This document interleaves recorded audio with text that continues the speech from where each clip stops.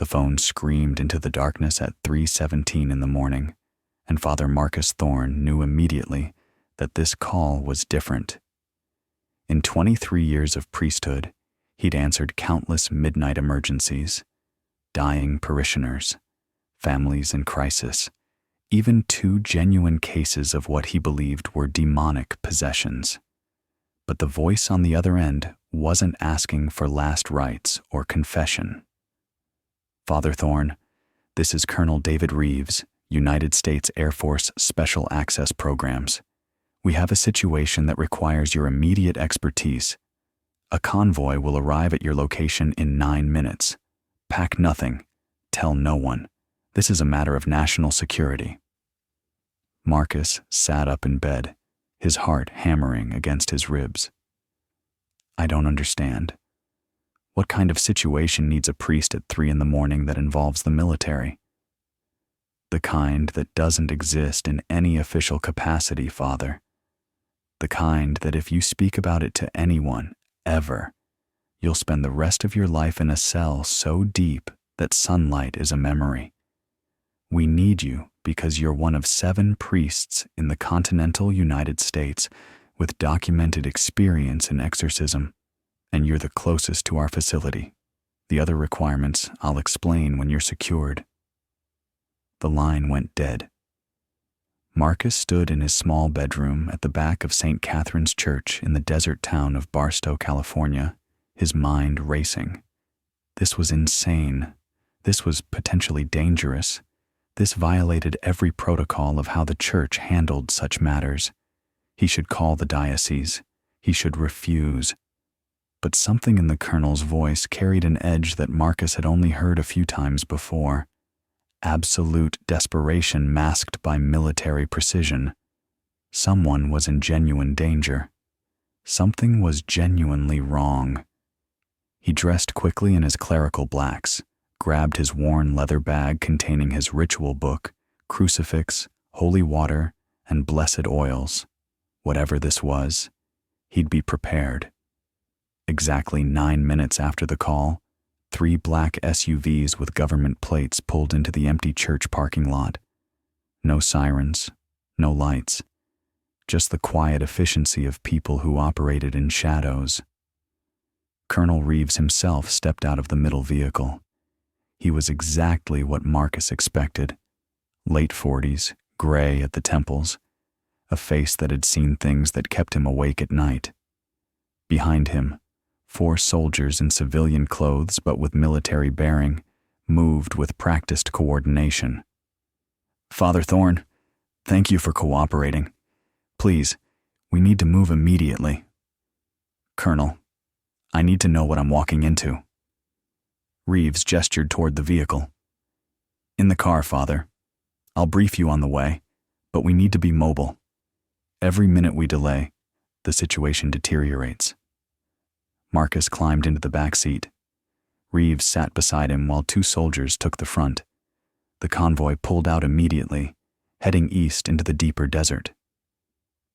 Father, what I'm about to tell you is classified at a level that technically, even telling you could result in my court-martial. But we're out of options. 3 weeks ago, we recovered something from a crash site approximately 90 miles from here.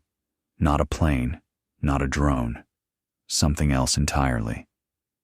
Marcus felt ice water trickle down his spine.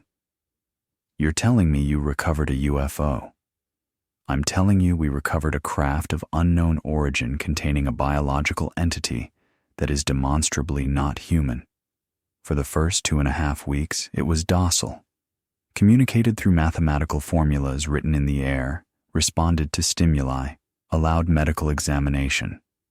Our xenobiologists were making unprecedented progress. What changed?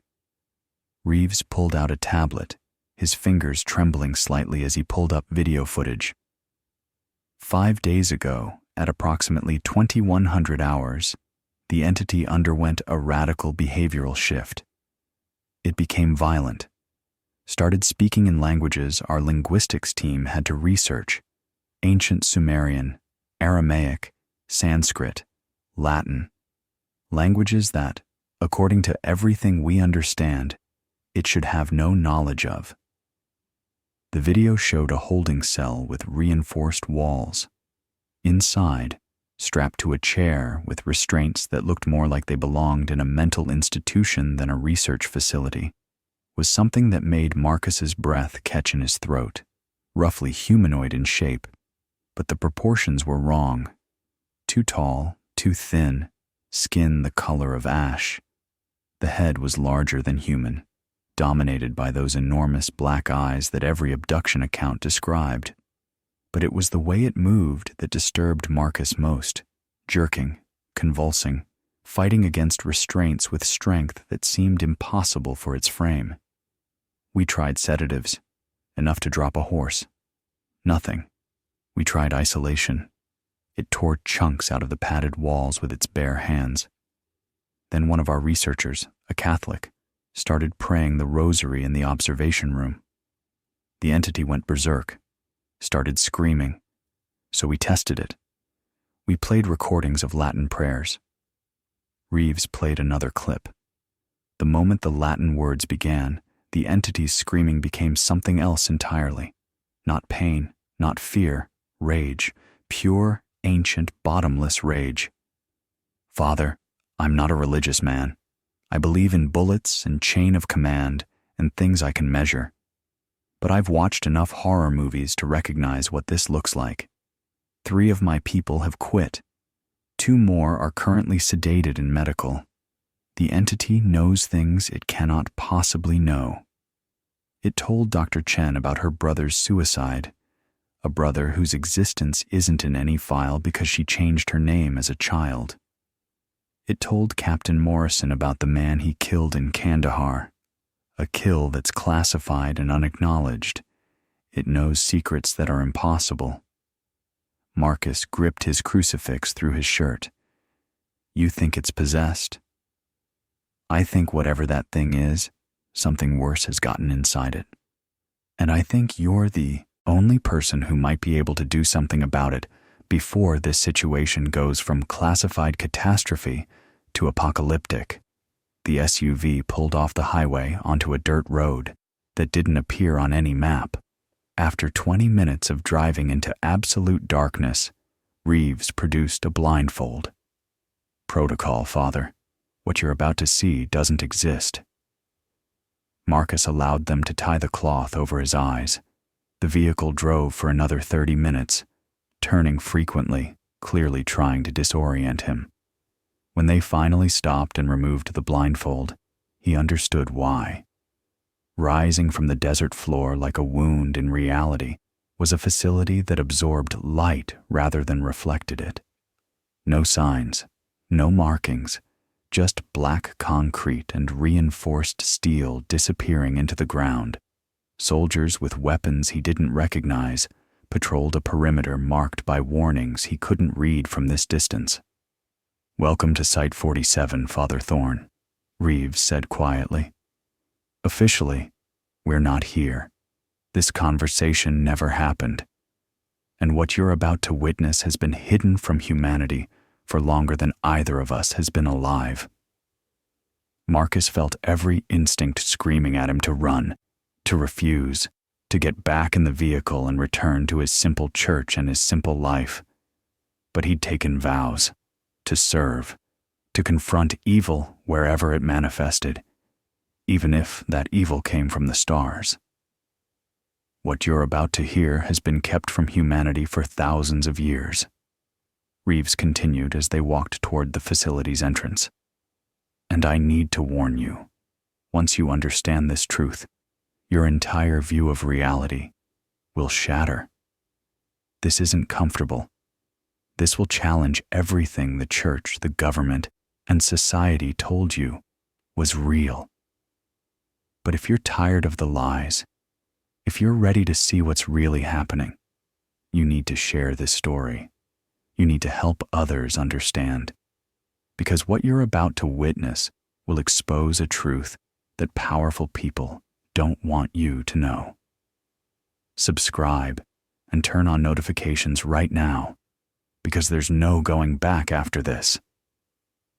The massive doors opened with a hydraulic hiss, revealing a corridor that descended into the earth.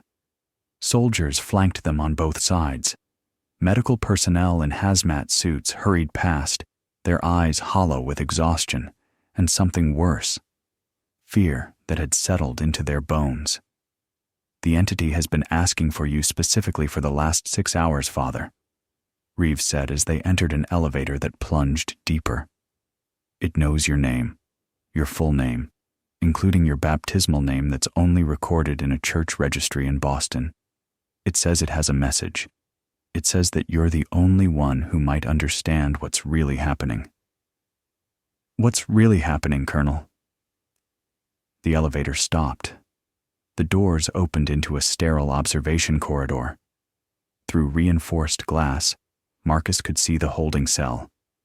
And inside, those enormous black eyes fixed on him with an intelligence that was both utterly alien and terrifyingly familiar. Reeves's voice was barely a whisper. "That's exactly what we need you to find out." The decontamination process took 17 minutes that felt like 17 hours. Marcus stood in the sterile chamber while chemicals he couldn't name sprayed from every direction, coating his skin in substances that burned slightly before evaporating. Through the frosted glass, he could see shapes moving: soldiers, scientists, people in hazmat suits going through their own procedures. The facility hummed with a frequency that made his teeth ache, some kind of electromagnetic field that Reeves said kept the entity contained. "Standard procedure for anyone entering the inner containment zone." A technician's voice crackled through the intercom. "We can't risk any biological contamination going either direction. Whatever that thing is, we don't fully understand its physiology yet." Yet, as if they expected to, given time. As if this was a problem that could be solved with enough research and patience. Marcus closed his eyes and prayed, though the words felt strange on his tongue in this place. How did you pray in a facility designed to hold something from beyond the stars? What protection could faith offer against the utterly unknown? The chamber doors hissed open. A woman in a white lab coat stood waiting, her eyes rimmed with red from lack of sleep or recent crying, possibly both. Her identification badge read, Dr. Sarah Chen, Xenobiology Lead. She looked like she'd aged a decade in the 5 days since the entity changed. "Father Thorne, thank you for coming. I wish we were meeting under different circumstances. I wish we weren't meeting at all, actually. But here we are at the end of the world, and you're our last option." Her voice carried the brittle edge of someone holding themselves together through sheer willpower.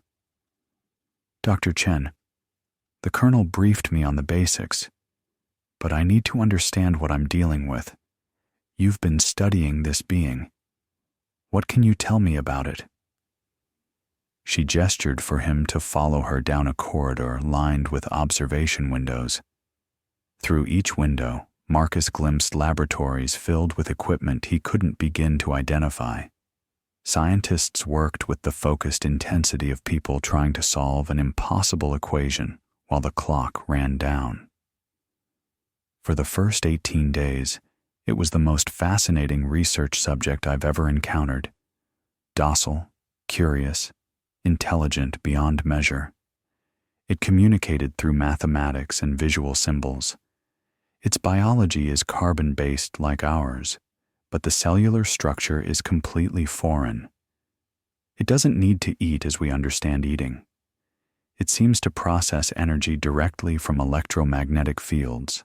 Its brain, if we can even call it that, operates on principles that make our neurology look like cave paintings compared to Renaissance art. What changed 5 days ago? Dr. Chen stopped walking. Her hands trembled as she pulled up a tablet, scrolling through data that meant nothing to Marcus. "We don't know. One moment it was peaceful, communicating with Dr. Ramirez about quantum mathematics. The next moment, it seized up, started convulsing. When it opened its eyes again, something was different. The way it looked at us changed, like it suddenly recognized us as prey, and then it started speaking in our languages, ancient languages, dead languages, telling us things it couldn't possibly know. They reached a final checkpoint where 4 armed soldiers stood guard. Beyond them, a thick blast door marked with warnings in multiple languages. Dr. Chen pressed her palm to a scanner. "What you're about to see is disturbing, Father. I'm not religious, but I've started praying again since this began. Not to anything I can name, just praying that I'm wrong about what I think is happening." The blast door opened with a heavy mechanical groan. Behind it was an observation room with stadium-style seating, currently empty except for Colonel Reeves and 2 other military personnel Marcus didn't recognize. The entire far wall was reinforced glass, at least a foot thick, looking into the containment cell beyond. And there it was. Marcus had prepared himself, had looked at the video footage, had tried to ready his mind for something genuinely alien.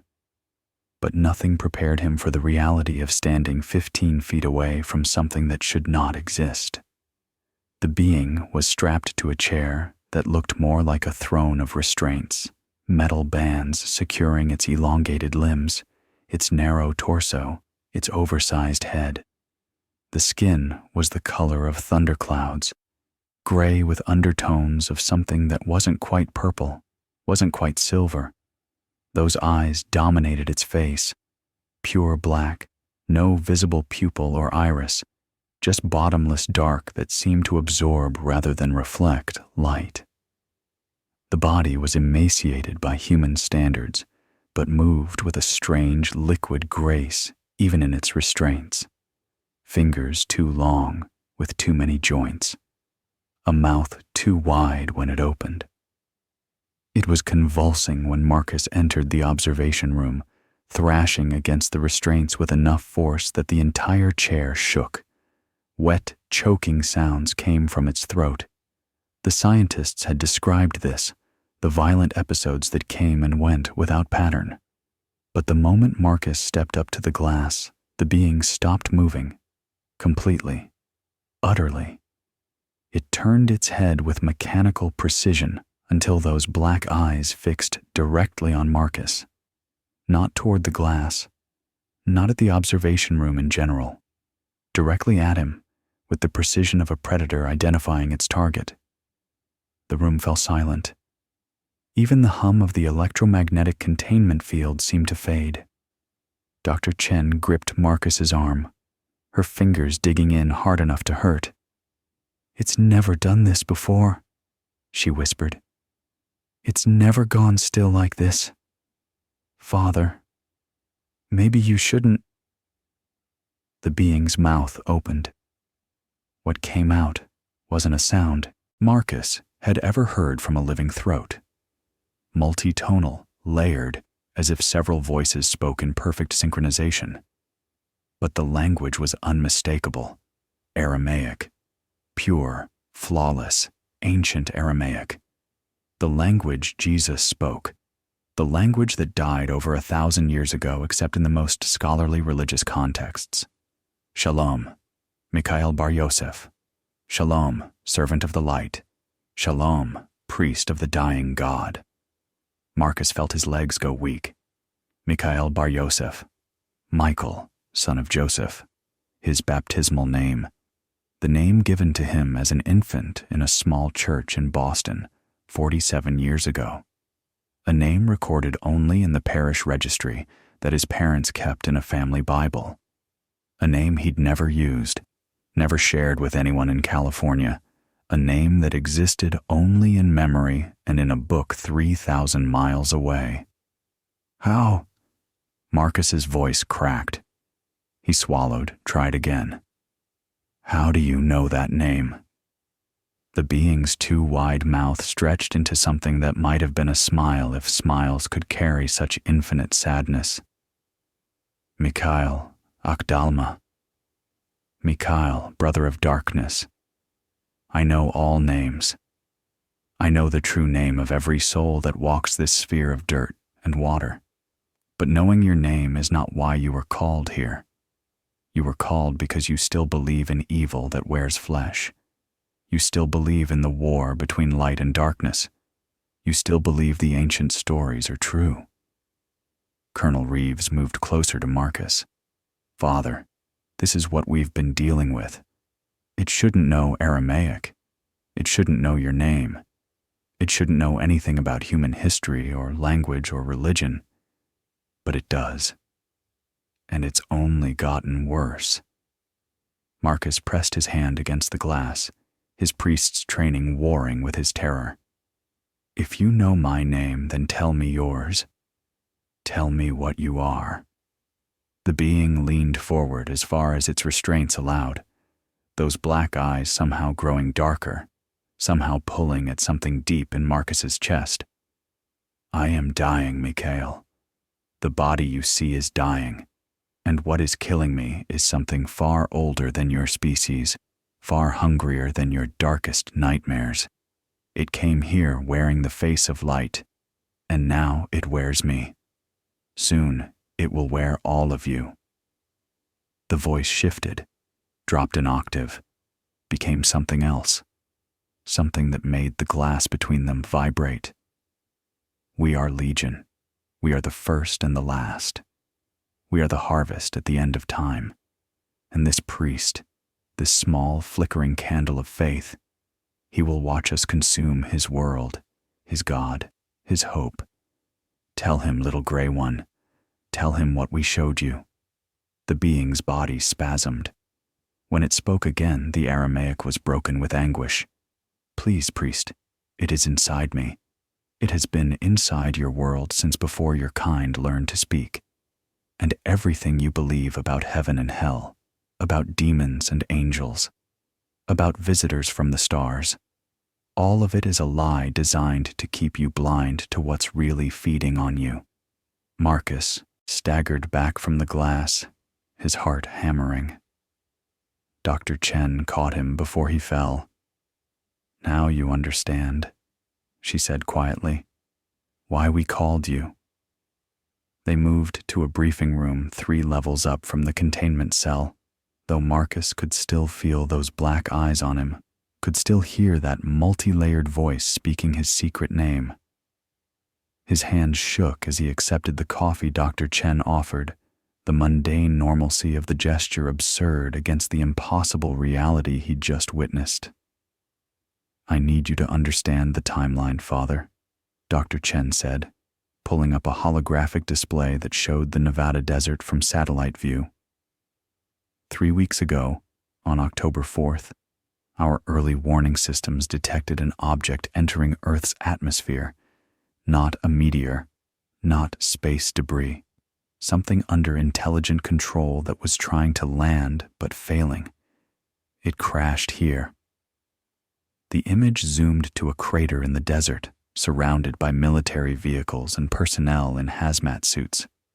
In the center, partially buried, was a craft that hurt Marcus's eyes to look at even in photograph form. Its geometry was wrong, angles that shouldn't connect, surfaces that seemed to exist in more dimensions than his brain could process.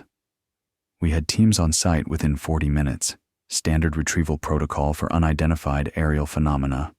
We've done this before, Father. Not often, but enough times that we have procedures. Most crashes we recover are human-made classified aircraft, experimental drones, foreign spy technology. Twice before we've recovered something genuinely unexplained, but nothing like this. Nothing alive. The hologram shifted to show the being extracted from the wreckage, unconscious or dead. They couldn't tell at first. Seeing it outside the containment cell, limp and vulnerable, made it somehow more real and more alien simultaneously. Colonel Reeves took over the briefing, his voice clipped and professional. The entity was brought here to Site 47, our most secure xenobiological research facility. For the first 72 hours, we weren't sure it would survive. Its physiology is so foreign that we couldn't determine what qualified as injury versus normal biology. But on day 4, it woke up. Dr. Chen pulled up video footage. The being, unrestrained, sitting calmly in the same cell Marcus had just seen. A researcher, young, female, eager, approached the interior glass partition, holding up a whiteboard with mathematical equations. The being studied them for a long moment, then lifted one elongated finger and drew in the air. Light followed its fingertip, glowing symbols that hung in space like phosphorescence. It was communicating, Dr. Chen said, and Marcus heard wonder in her voice despite everything. Not in language as we understand it, but in pure mathematics. Universal concepts that transcend culture or biology. It showed us equations that our physicists are still trying to fully comprehend.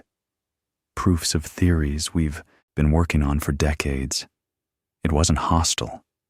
It was curious, intelligent. We thought we were making history. First contact, peaceful. Everything humanity had dreamed about. The video fast-forwarded through days of similar interactions, the being drawing elaborate mathematical and geometric constructs in the air, researchers frantically taking notes. The atmosphere in the recordings was almost festive, the breakthrough of the millennium happening in real time. Then the video jumped to 5 days ago, October 22nd, 2100 hours. Marcus watched as the being suddenly seized in the middle of a communication session. It fell from its chair, body convulsing on the floor. Researchers rushed to help.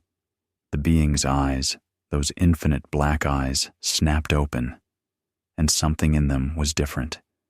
Where before there had been curiosity, almost gentleness, now there was recognition, hunger. The being stood with movements that were too fast, too fluid. It grabbed the nearest researcher by the throat and lifted her off the ground with impossible strength. Its mouth opened and sounds poured out that made Marcus's skin crawl even through recorded footage. Languages, dozens of them, speaking simultaneously. "That's Dr. Rebecca Walsh it's holding," Dr. Chen said quietly. The entity proceeded to tell her about her daughter's leukemia, a daughter she gave up for adoption at 16, a daughter whose existence is sealed in records that would take a court order to access. It told her the daughter's new name, where she lives, that she's sick. Rebecca hasn't been able to work since. She's on medical leave, sedated around the clock. The video showed security teams flooding the cell with what looked like electrical weapons. The being dropped Dr. Walsh and began speaking directly to the cameras, cycling through languages: Latin, Ancient Greek, Sanskrit, Sumerian, and others Marcus couldn't identify. Our linguistics team has been working non-stop to translate everything it said, Colonel Reeves said, handing Marcus a tablet thick with transcribed text.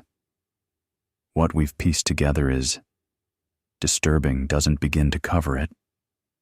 Marcus scrolled through the translations, his trained eye catching familiar phrases from ancient texts. But woven between them were things that made his blood run cold.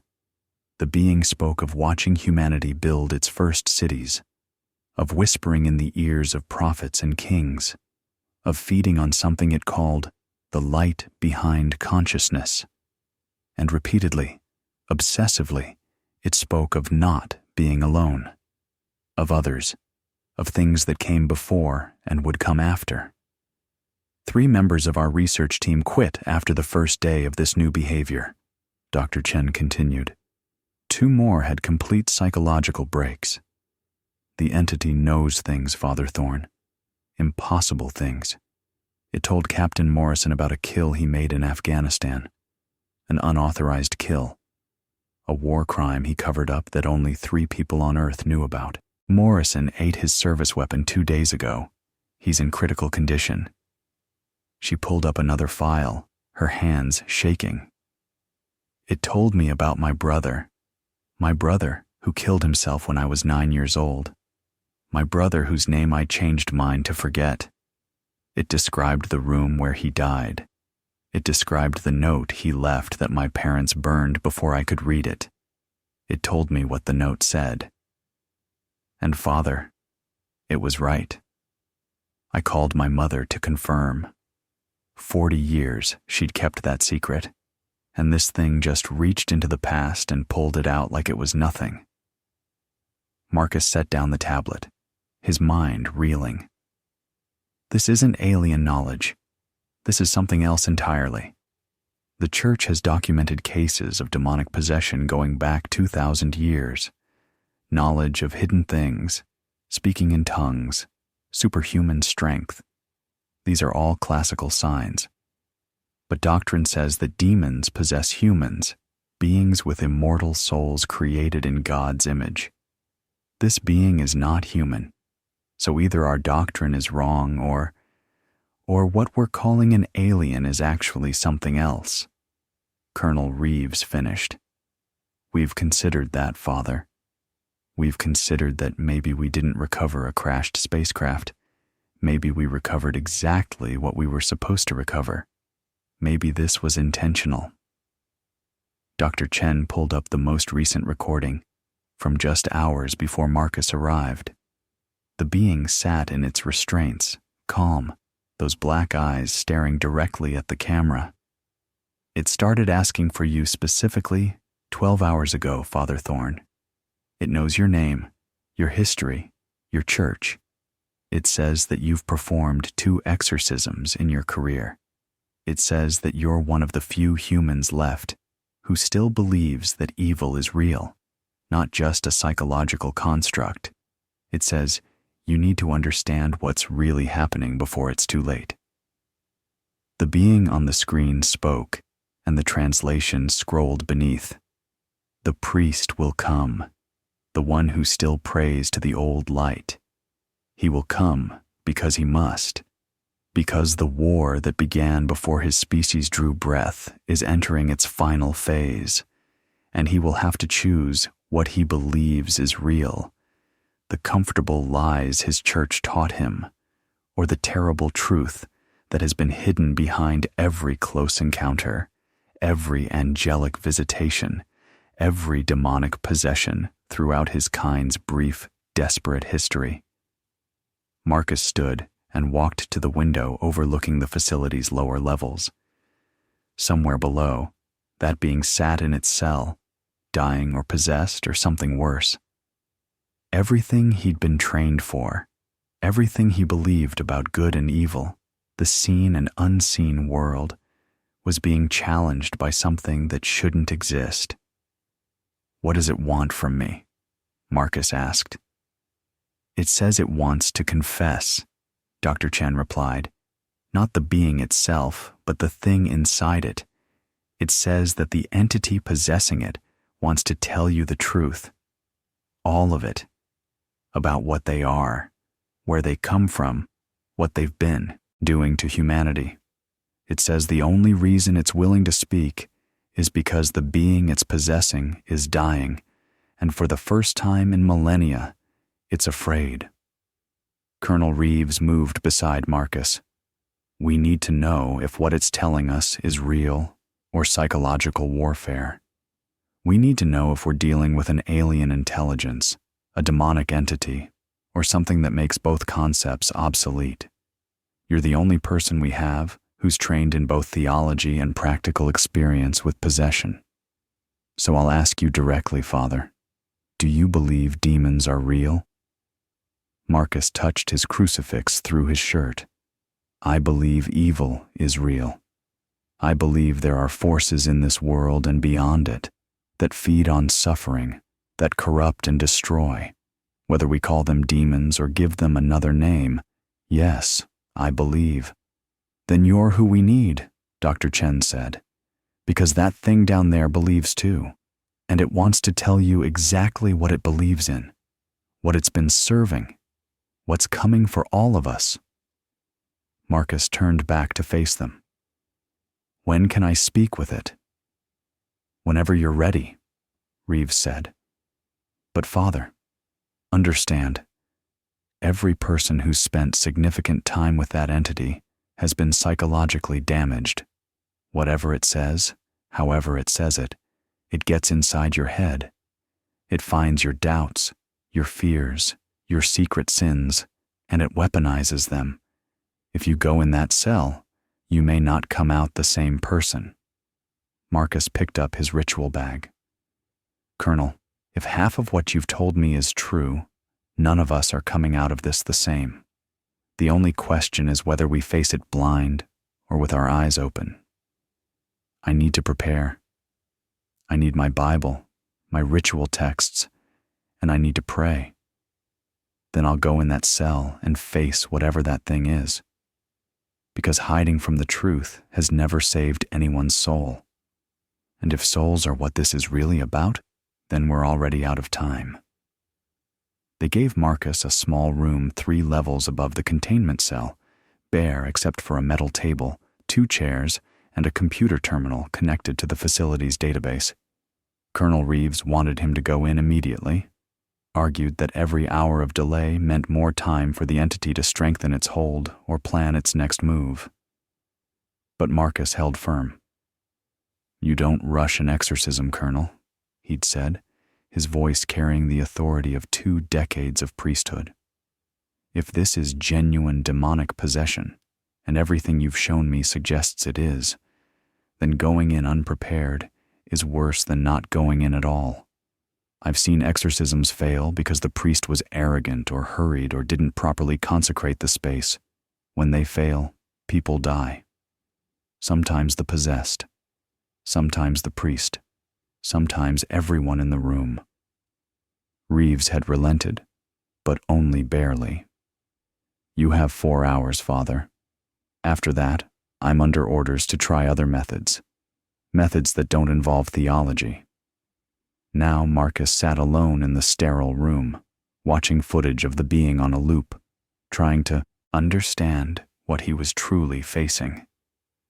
His ritual bag lay open on the table, his leather-bound Bible worn smooth from decades of use, a vial of holy water from the Jordan River that his mentor had given him, blessed oils, his stole embroidered with crosses, a crucifix carved from olive wood from the Holy Land, and his ritual book containing the Ritual Romanum, the official rite of exorcism. These objects had been his weapons against darkness for 23 years. He'd used them twice in genuine cases of possession, both times successfully, though success was a relative term. The demons had been expelled, but the victims had been left traumatized, their lives shattered by what had been done to them and through them. Marcus himself still had nightmares about the things he'd heard during those exorcisms, the voices that spoke with knowledge that couldn't be natural, the physical manifestations that defied explanation. But those had been human victims, souls created in God's image, corrupted by entities that the church had been fighting since St. Michael cast Lucifer from heaven. The theology was clear, the protocols established through centuries of experience. This was different. Marcus rewound the footage again, watching the moment of transformation. The being had been peaceful, communicating through mathematics, showing no signs of distress or malevolence. Then, in the span of seconds, something entered it, or awakened in it, or revealed itself.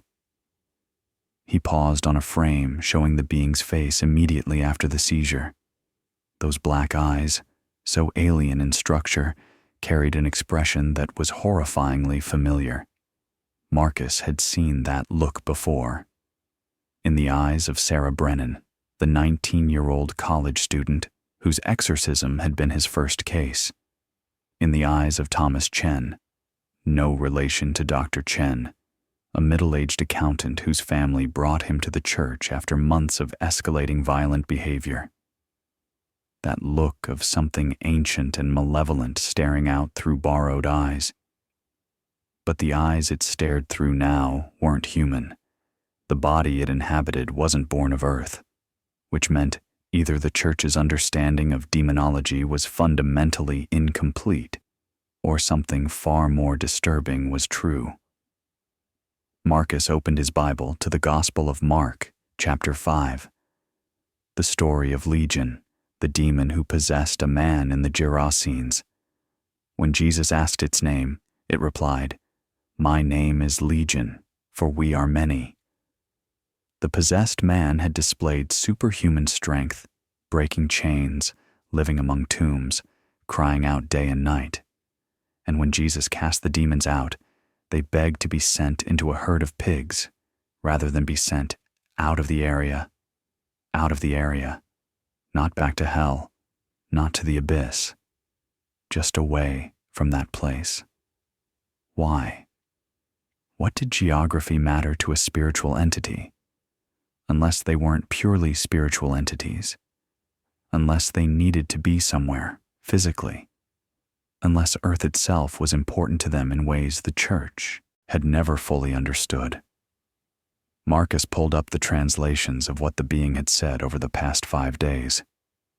Dr. Chen's team had been thorough, cross-referencing every word with historical linguistic databases. Some phrases were direct quotes from ancient religious texts, the Sumerian Anunnaki creation myths, the Sanskrit Vedas, the Egyptian Book of the Dead. But woven between these were other statements, consistent across languages, that suggested a narrative the Church had never taught. We came to this world when your kind were animals. We shaped you, taught you, guided you. You called us gods. You called us angels. You built temples to us, offered sacrifices, prayed for our favor. And we fed on your worship, your fear, your consciousness itself. We have worn 1,000 faces across your brief history, and you never understood that we are not from above or below. We are from beside, from the spaces between spaces, and we were here first. Marcus felt cold sweat on his palms. If this was true, and it was a massive if, then human religion wasn't a revelation from a benevolent creator. It was a response to predators, sophisticated predators who farmed humanity like cattle, keeping them docile with promises of heaven and threats of hell. But that couldn't be right. Marcus had felt the presence of genuine holiness in his life, moments of grace that couldn't be explained by psychology or evolutionary biology, the peace that descended during genuine prayer, the transformations he'd witnessed in people who opened themselves to divine love. Those experiences were real. They couldn't all be manipulation by parasitic entities. Could they? He stood and paced the small room, his priest's collar suddenly feeling too tight. This was the entity's first attack, he realized. Not physical, psychological, planting doubt, making him question the foundations of his faith before he even entered the cell. Classic demonic strategy. Undermine the exorcist's confidence, make him doubt his authority, his power, his right to cast out evil, except every piece of evidence supported the doubt. The being's behavior, its knowledge, its claims, they all fit a pattern that was consistent with possession, but expanded far beyond the Church's framework. And if the framework was wrong, then what authority did he actually have? The Church claimed its power came from Christ, who claimed his power came from God. But if God was just another name for these entities, another mask they wore to control humanity? No, Marcus said aloud, his voice firm in the empty room. No, I don't accept that. He knelt on the cold floor, ignoring the discomfort, and began to pray. Not the formal prayers of the liturgy, but raw, honest conversation with whatever listened from beyond the veil of reality. Lord, I don't understand what I'm facing. I don't know if my theology is complete or corrupted. I don't know if what I believe about the nature of good and evil is true or convenient fiction. But I know that love is real, I know that compassion is real.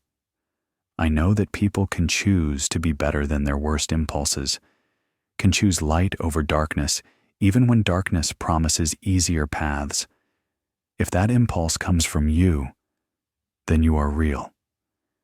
If it comes from something else, then that something else is what I serve, regardless of its name. Give me wisdom. Give me strength. And if I'm wrong about everything, at least let me be wrong in service of protecting the innocent.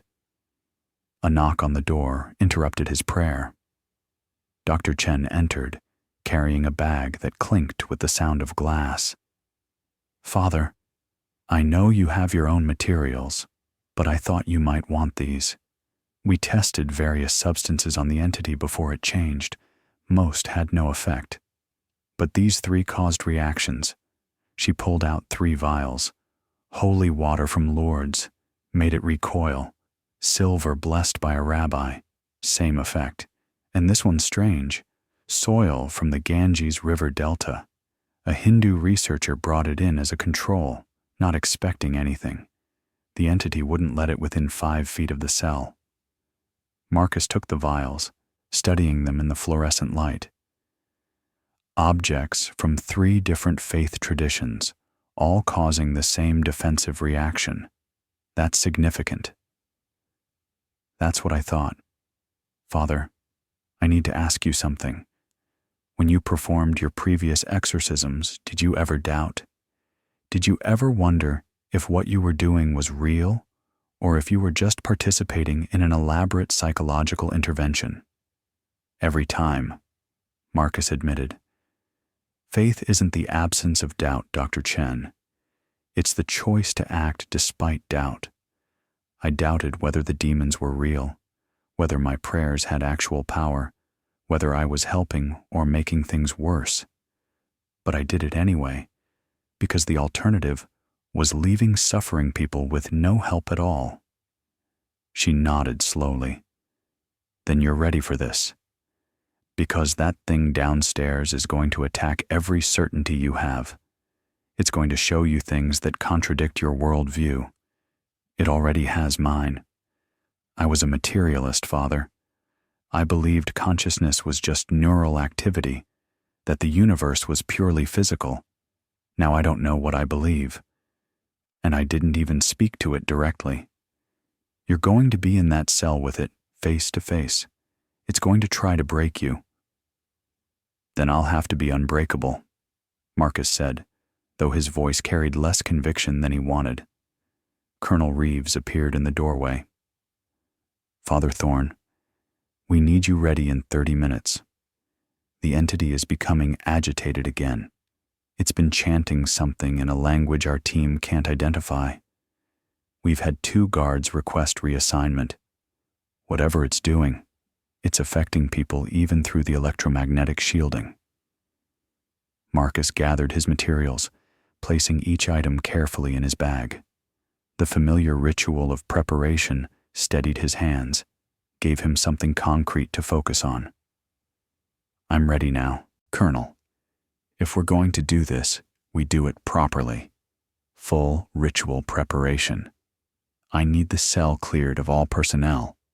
I need religious symbols placed at the 4 corners: Christian, Jewish, Muslim, Hindu, Buddhist. If this entity fears the sacred across traditions, then we acknowledge all paths to the divine. And I go in alone. Absolutely not. We can't risk. You called me here because you need expertise you don't have, Colonel. Trust that expertise. I go in alone, or I don't go in at all. The cell door sealed behind Marcus with a finality that made his heart skip. He was alone now, 15 feet from something that shouldn't exist, carrying objects that might be useless against an evil that predated human civilization. Through the observation window, he could see Dr. Chen and Colonel Reeves watching, their faces pale in the fluorescent light. Behind them, monitors displayed his vital signs. Heart rate elevated but steady. Breathing controlled through practiced meditation. The being sat motionless in its restraints. those infinite black eyes tracking Marcus's every movement. At the four corners of the cell, they'd placed the symbols he'd requested: a crucifix, a Star of David, an Islamic prayer rug oriented toward Mecca, a small statue of Buddha, a Hindu symbol. The entity had hissed when each was brought in, but now seemed almost amused by the arrangement, like a teacher watching students stumble through an incorrect equation. Marcus set his ritual bag on the floor and removed his stole, kissing it before placing it around his neck. The purple fabric embroidered with gold crosses had been blessed by 3 bishops and worn in countless masses. It had been present at both of his previous exorcisms. The weight of it across his shoulders usually brought comfort, a physical reminder of the authority he carried as an ordained priest. Tonight it felt like a child's costume, dress-up clothes worn by someone pretending at power they didn't truly possess. In nomine Patris et Filii et Spiritus Sancti, he began, making the sign of the cross, in the name of the Father, and of the Son, and of the Holy Spirit. The words had been spoken by countless priests across 2,000 years, a chain of faith reaching back to the apostles themselves. The temperature in the cell dropped so suddenly that Marcus's breath misted in the air. The fluorescent lights flickered, dimmed, then stabilized at half their previous brightness. The electromagnetic hum that permeated the facility changed pitch, becoming something that resonated in his chest, in his bones. The being's mouth opened, and what emerged wasn't one voice but many, speaking in perfect synchronization, each tone distinct yet harmonized into something that shouldn't be possible from a single throat. Mikhail Bar Yosef, the voices said, layered Aramaic over Latin, over Sumerian, over languages that had no human names. You stand before us wearing the symbols of your cage and call it armor. You speak words taught to you by shepherds who learned them from us, and you think they give you power. You are a child playing with fire, calling it sunlight.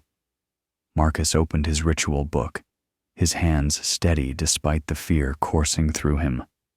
I command you, unclean spirit, along with all your minions now attacking this servant of God, by the mysteries of the incarnation, passion, resurrection, and ascension of our Lord Jesus Christ. Laughter interrupted him. Not cruel laughter, but the kind reserved for someone telling a joke they don't realize isn't funny. The being's elongated fingers flexed against their restraints, those too many joints moving in ways that hurt to watch. Jesus, the voices said, pronouncing it in the original Hebrew. Yeshua. The carpenter who thought he was God, the teacher who thought he understood what he was teaching. We knew him, priest. We walked beside him in the desert. We offered him kingdoms, remember? Your scripture records that encounter. Do you know what your scripture doesn't record? That he was terrified. That he knew, in that moment, what we truly were. Not devils from his father's hell. Not fallen angels from his father's heaven. But something else. Something older. Something that made his prophets tremble and his apostles see visions they called divine. Marcus sprinkled holy water in the 4 directions, the blessed liquid hissing as it hit the floor. Exorcizo te, omnis spiritus immunde. I exorcise you, every unclean spirit. Unclean, the being interrupted, and now the amusement in those multiple voices had edges. You use that word as if we are contamination, as if we don't belong here. But priest, we were here first. When your kind were climbing down from trees, we were here. When your ancestors looked up at the stars and wondered if gods lived there, we were here. Not in the stars. Here. In the spaces between thoughts. In the darkness behind closed eyes. in the moment between sleep and waking when your consciousness touches something vast and cold and hungry. The lights flickered again, longer this time. In the observation room, Marcus could see technicians frantically working on equipment. The electromagnetic containment field was destabilizing. Through the window, Dr. Chen pressed her hand to the glass, mouthing words he couldn't hear. Marcus raised his crucifix, the olive wood worn smooth by his grip over decades. By the sign of the Holy Cross, by our Lord Jesus Christ, who lives and reigns forever and ever. He doesn't reign, Mikhail. The voice closest to the surface now was the being's own, that strange multi-tonal quality that was its natural speech. He died, screaming for a father who wouldn't answer because his father was never what he thought. Every prophet, every Messiah, every avatar of the divine, they all touched us, not divinity. They all heard our whispers and thought it was God speaking. Your entire species has been worshiping the wrong thing for millennia. You're lying, Marcus said, but his voice wavered. The fruits of faith are love, peace, hope. Those can't come from evil. Who taught you that evil must be ugly? The voices asked. Who told you that predators must appear monstrous? We gave your species religion to make you docile, to make you accept suffering as divine will, to make you believe that your brief lives of pain and confusion had cosmic meaning. We taught you to worship so that you would generate the one thing we feed on, the light of consciousness focused through ritual, through prayer, through desperate belief. Every time you pray, priest, you feed us. Every time you celebrate Mass, gather believers, focus their minds on the transcendent, you're ringing the dinner bell. Marcus felt his certainty cracking like ice under pressure. The being wasn't reacting like possessed humans did. Demons fled from holy objects, screamed at prayers, showed obvious distress at the rituals of faith. This thing was lecturing him like a professor correcting a student's fundamental misunderstanding. The entity possessing you is trying to break my faith, Marcus said, forcing strength into his voice. But I've seen genuine miracles. I've witnessed prayers answered, sick healed, lives transformed by grace. Grace, the being said, and now something like pity entered those layered voices. You call it grace when we allow a prayer to be answered, when we manipulate circumstances to maintain your belief. A child recovers from illness, and you call it divine intervention, never questioning why your omnipotent God needed you to beg first. A lost job leads to a better opportunity, and you see providence, never asking why your loving Creator put you through suffering to teach you a lesson you could have learned without pain. We give you just enough answered prayers to keep you faithful, just enough miracles to prevent total skepticism, just enough hope to keep you generating the consciousness we consume. The being leaned forward, restraints creaking. And the best part, Mikhail? You do it to yourselves. We don't force you to build churches and temples. We don't compel you to gather and sing and pray. You do it because you're so desperate to believe that your suffering has meaning, that your consciousness survives death, that something vast and loving cares about your brief flicker of existence. You volunteer to be food. Marcus stepped closer, raising his Bible. If what you say is true, if we're just livestock to you, then why possess this being? Why reveal yourself now? Why tell me any of this? For the first time, something like fear flickered across the being's alien features. The multiple voices fell away, leaving only the being's own voice, weak and desperate. Because it's dying, the being said in accented but clear English. The body I came here in, the consciousness I truly am, is being consumed by what you call the demon. It entered me 3 days into my observation of Your world. I thought I was studying you. I didn't know you were bait. That this world is a trap for anyone who gets too close. These entities, they don't just feed on humans. They feed on any consciousness complex enough to generate what they need. I'm dying, priest, and it's terrified. Who's terrified? Marcus demanded. You or the entity possessing you? The voices layered again, and this time Marcus heard something new underneath them, genuine fear. Both of us, Mikhail, both of us are terrified, because we're both going to die in this cell unless you understand what you're really fighting. This isn't a demon from your hell. This isn't a fallen angel from your heaven. This is something your theology has no name for because your theology was written by people who'd already been infected, already been compromised, already been taught to see their predators as saviors. The lights went out completely. In the darkness, those black eyes glowed with a light that came from somewhere else, somewhere Marcus's mind couldn't fully process. So, ask yourself, priest, when you perform your exorcism, when you call on powers you believe are holy, who answers? Who really answers when you pray?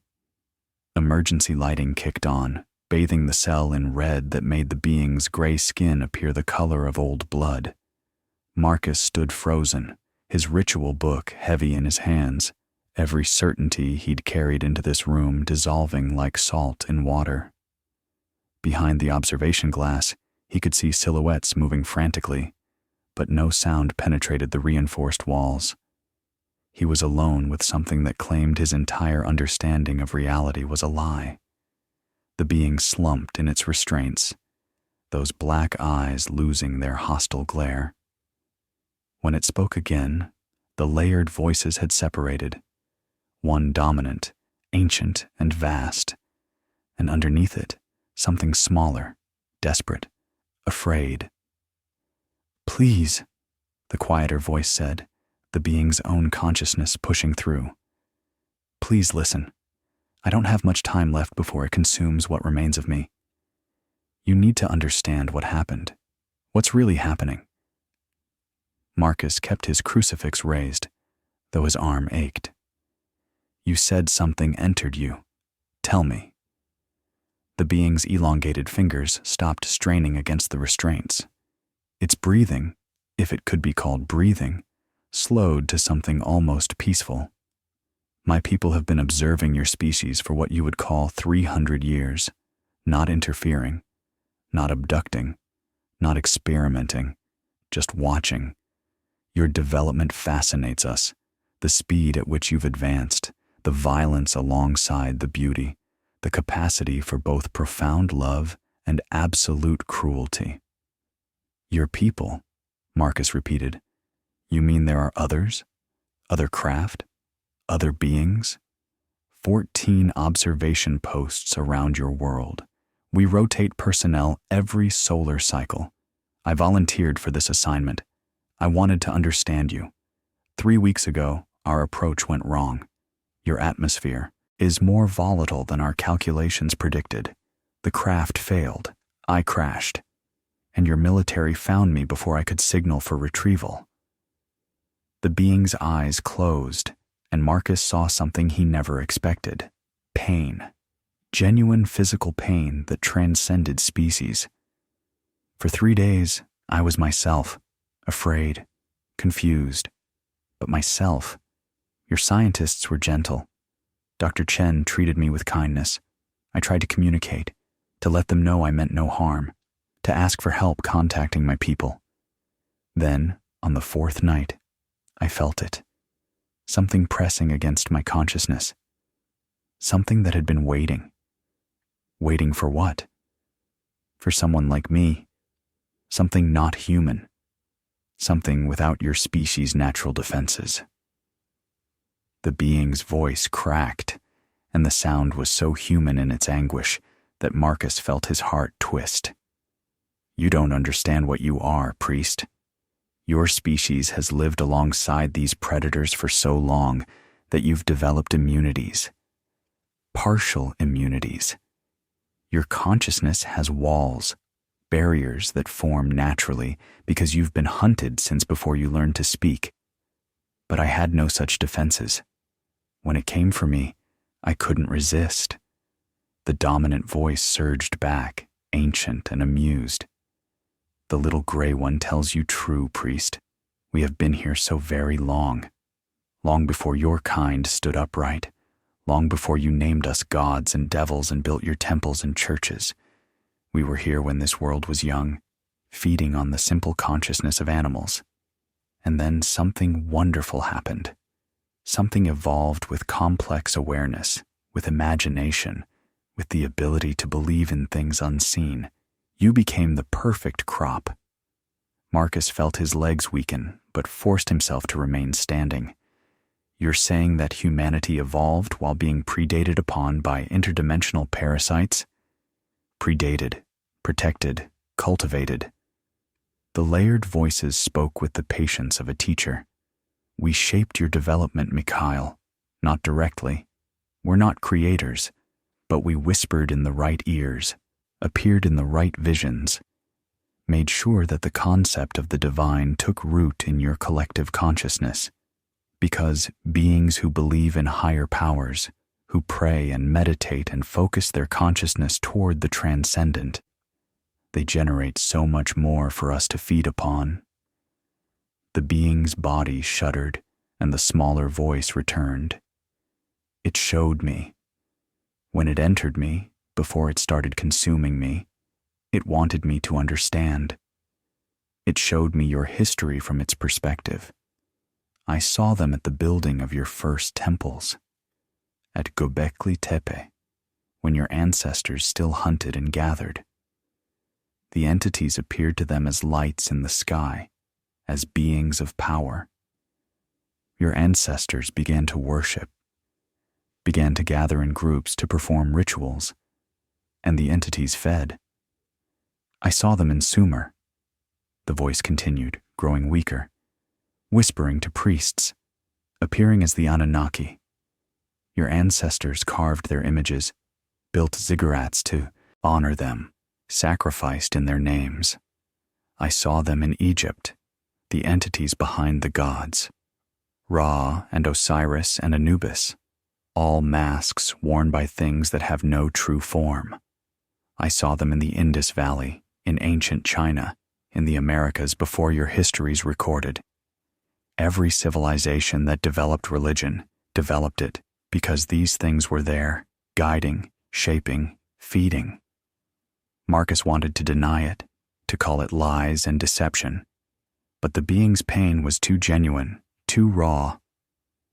Why are you telling me this? What do you want from me? Because it's calling others, the being said, and now terror saturated every word. When it entered me, it sent out a signal, a scent, a beacon that says this world has new prey. My people received the message. They're coming to investigate, to help me. And when they arrive, dozens of my kind will be exposed to these entities. We have no defenses, priest. We'll all be possessed, all become vectors, and they'll spread beyond your world, beyond your solar system. We'll carry them to other worlds, other species. What has been contained to Earth for millions of years will be unleashed across the galaxy. The ancient voice laughed, and the sound made Marcus's teeth ache. The gray one exaggerates. We are not contained. We exist in many places, many dimensions, but it speaks truth about one thing. New hosts are always welcome. Your species has become somewhat resistant. Too many of you no longer truly believe. Too many treat religion as cultural tradition rather than genuine faith. The harvest diminishes. But a species that still possesses childlike wonder at the cosmos, that believes in peaceful exploration, that hasn't yet learned to fear the dark between stars. Delicious. Marcus stepped closer to the being, his priest's training warring with the cosmic horror of what he was hearing. You said you feed on consciousness. Explain that. Make me understand. The being's eyes opened again, and in them, Marcus saw multiple layers of awareness. The being itself, the ancient entity, and something else, something that observed them both with cold calculation. Consciousness generates energy, the quieter voice explained. Not the electrical impulses your scientists measure. Something else, something that exists in the spaces between dimensions. When you think, when you feel, when you imagine, you create ripples in a realm your science hasn't discovered yet. Most of it dissipates. But when consciousness focuses, when it reaches toward something greater than itself, when it prays or meditates or experiences transcendence, the energy crystallizes, becomes something we can consume. Every religious experience you've ever had, the ancient voice added. Every moment of profound spiritual connection, every prayer that seemed answered, every vision, every sense of divine presence, you were feeling us feed. The ecstasy mystics describe, the peace that passes understanding, the sense of cosmic love, those are the sensations of being harvested. You've been livestock, praising the farmer for the privilege of being eaten. Marcus felt bile rise in his throat. Every moment of genuine faith he'd experienced, every time he'd felt the presence of God during Mass, every answered prayer that had sustained him through dark times, all of it potentially these things, these predators, manipulating him, managing their crop. But love is real, Marcus said, his voice barely a whisper. Compassion is real. Sacrifice for others is real. I've seen people transform, become better, choose light over darkness. That can't all be manipulation. It's not, the being's own voice said, urgent. That's what I realized. That's what it showed me accidentally. These entities feed on focused consciousness, but they don't create it. They can't create it. Human love, human compassion, human choice, those are real. Those come from you. The entities have shaped the structures around these feelings, turned them into religious rituals that generate more harvestable energy. But the core of it, the genuine light inside human consciousness, that's yours. That's why you're valuable. That's why they've cultivated you for so long. And that's why you're dangerous, the ancient voice finished. Because if enough of you realized what was happening, if enough of you stopped channeling your consciousness through the religious structures we built, if you learned to recognize us and resist, the harvest would end. You would be free, and we would starve. The being convulsed suddenly, violently. Blood, or something like blood, dark and viscous, began to seep from its nose, its ears. The smaller voice screamed, "It's killing me. The body can't sustain it much longer. Priest, you asked what I want from you. I want you to stop this. Not just save me. I'm already dead. But stop the others from coming. Stop this thing from escaping in a body that can survive your world. And most of all, I want you to tell them. Tell your species what's really happening. Give them a chance to break free." "They won't believe him," the ancient voice said, amused even as its host body died. "They've been faithful too long. We've trained them too well. Offer a human the choice between comforting lies and liberating truth, and most will choose the lies every time. They'll call him crazy, heretical. They'll destroy him for threatening their carefully constructed understanding of reality." Marcus looked at the being, at this dying consciousness from another world that had come here in curiosity and found only horror. He looked at the sacred objects around the cell, symbols from multiple faiths that all claimed different truths, but might all be prisons of the same design. "How do I stop this?" he asked. "I can show you," the being said, and both voices spoke in unison now. The dying alien and the ancient entity somehow in agreement for the first time. Not words, not arguments, direct transfer. Let me touch you, priest, and you'll see what I've seen. What the Gray One was shown when we entered it. The truth that exists beyond your species' carefully constructed illusions. Marcus recoiled instinctively. Absolutely not. Physical contact with a possessed entity is forbidden. It's how possession spreads. It's how we feed, yes. The ancient voice interrupted. But we're not hungry right now, Mikhail.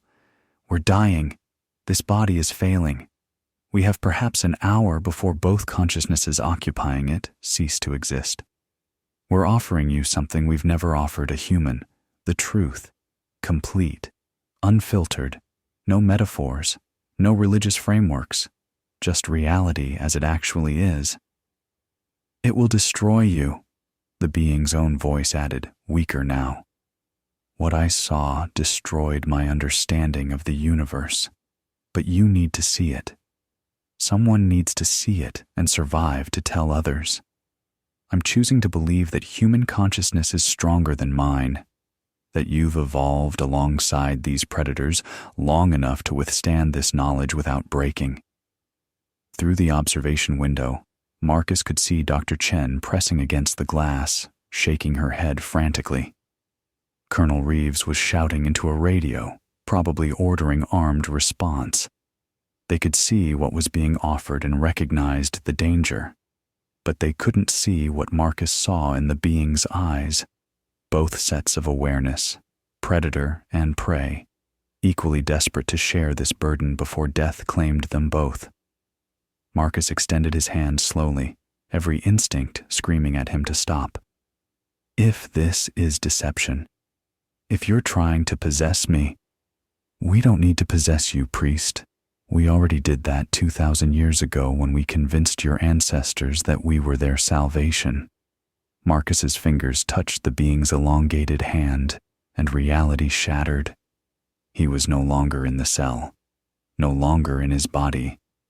His consciousness expanded outward like a shockwave, and suddenly he was seeing Earth from a perspective that made him want to scream, but he had no mouth, made him want to close his eyes, but he had no eyes.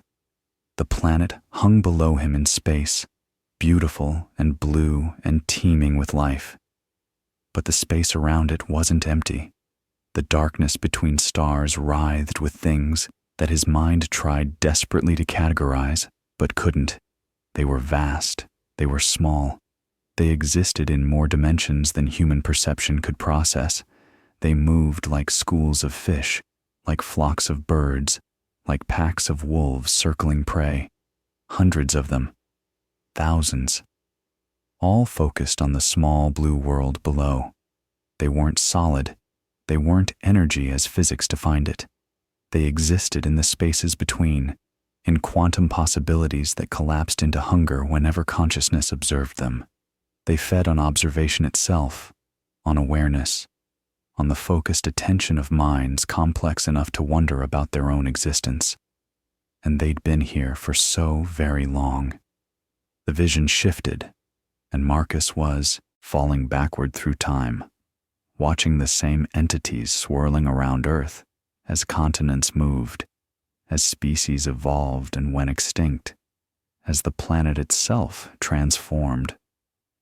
They were there when the first hominids looked up at stars and wondered. There when the first fires were lit and the first stories told. There when language developed and abstract thought emerged and consciousness became complex enough to generate what they needed. He saw Göbekli Tepe as it was being built 12,000 years ago. Human hands moving massive stones with techniques that archaeologists still couldn't fully explain. And around the builders, invisible to their eyes but visible in Marcus's expanded perception, the entities swarmed, whispering, influencing, guiding humans to create the first temple complex, the first organized religion, the first concentrated harvest of focused consciousness directed toward the divine. The entities fed on the prayers, on the rituals, on the collective belief of humans gathering to honor powers they couldn't understand. And the more humans prayed, the stronger the entities became. The more they could influence, the more they could guide human development toward ever more elaborate religious structures.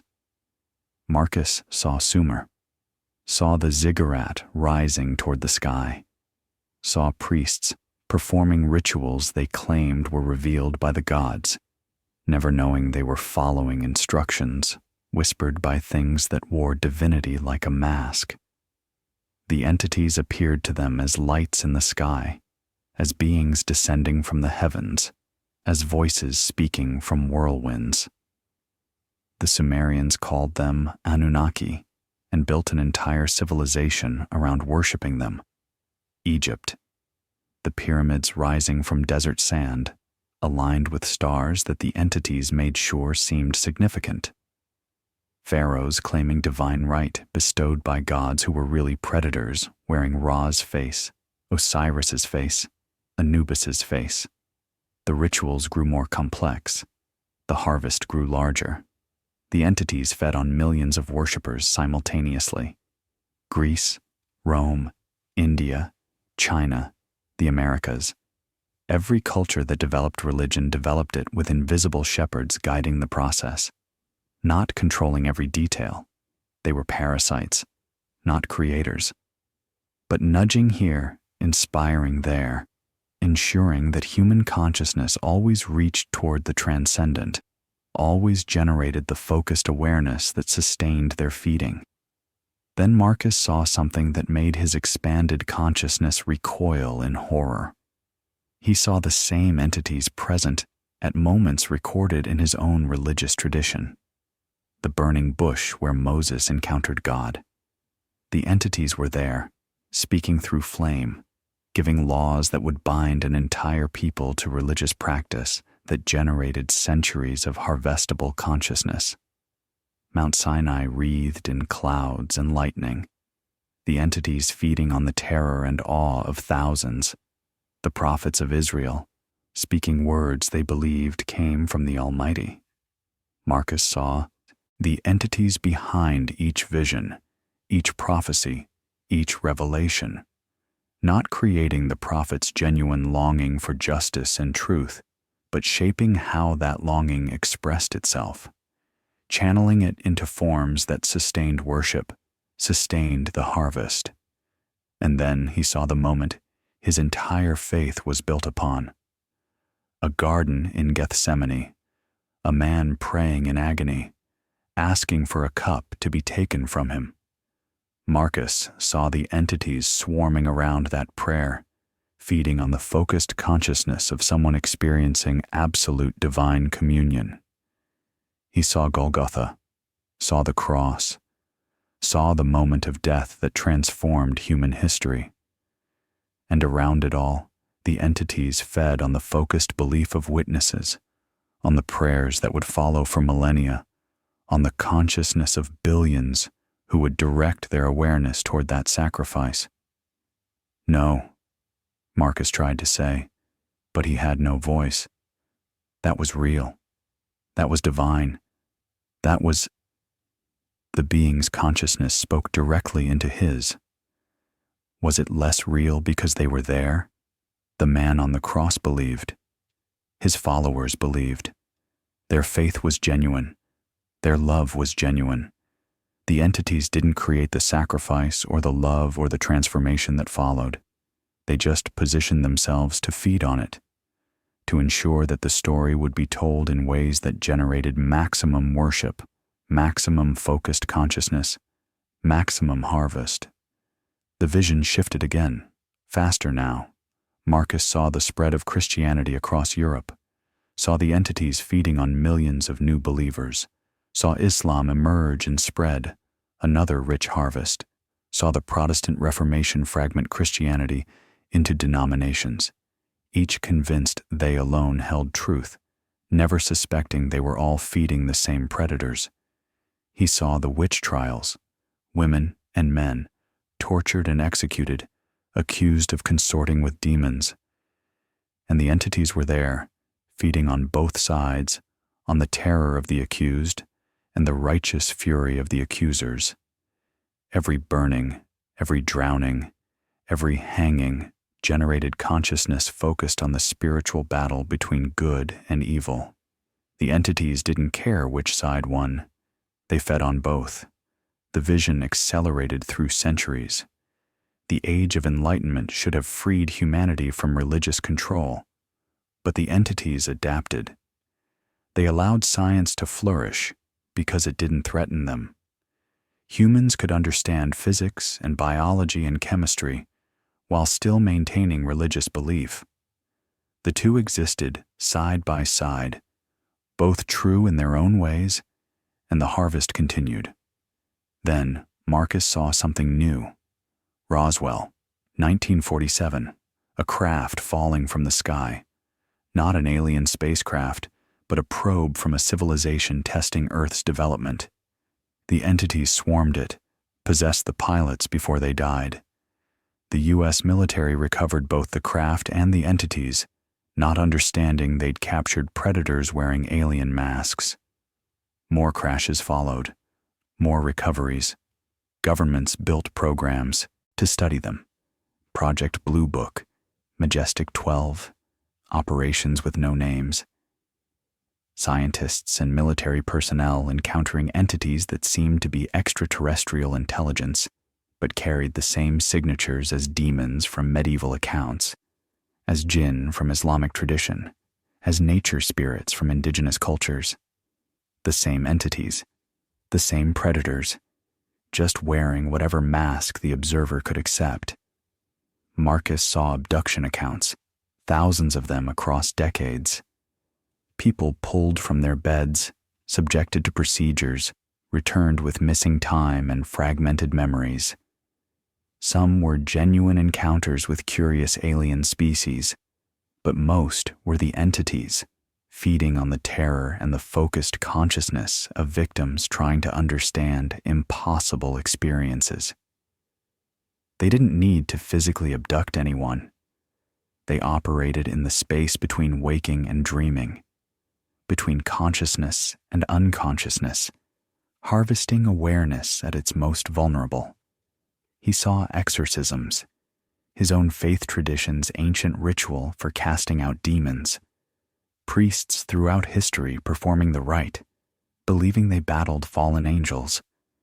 And the entities were there, playing the role expected of them, screaming at holy water because humans expected demons to fear it, recoiling from crucifixes because the observers believed they should, sometimes leaving the host body because the ritual had served its purpose, and the possessed individual would emerge traumatized but faithful, convinced that spiritual warfare was real and their church had the weapons to fight it.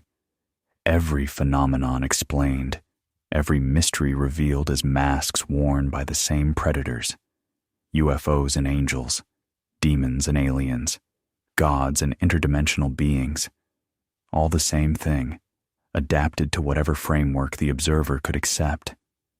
And the worst realization, they didn't need to hide.